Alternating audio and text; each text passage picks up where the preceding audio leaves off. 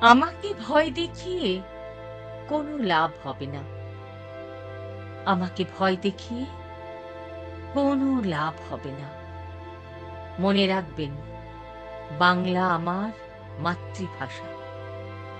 এই ভূখণ্ড শ্যামল, সজীব, নদী বিধৌত। এই ভূমির মতোই আমি একজন কোমল মানুষ।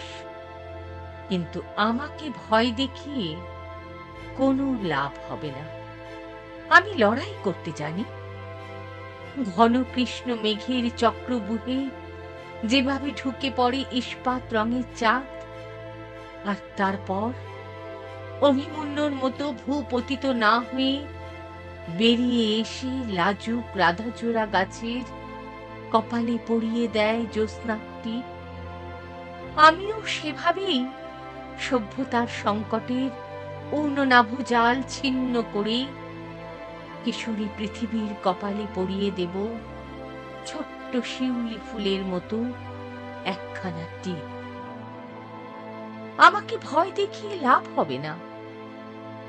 যে কোনো সংকটের মুখোমুখি হতে আমি প্রস্তুত। আমি একজন কোমল মানুষ, কিন্তু আমার কলিজা সিংহের। মনে রাখবেন, আমি বাংলা ভাষায় কথা বলি, আর তাই যুদ্ধে আমি ভয় পাই না। আমার শিরস্ত্রাণীর নাম গীতবিতান। আমার লৌহ বর্মের নাম গীতবিতান। রণক্লান্ত আমি যে কুম্ভ থেকে আমার পিপাসা মেটাই, তার নাম গীতবিতান।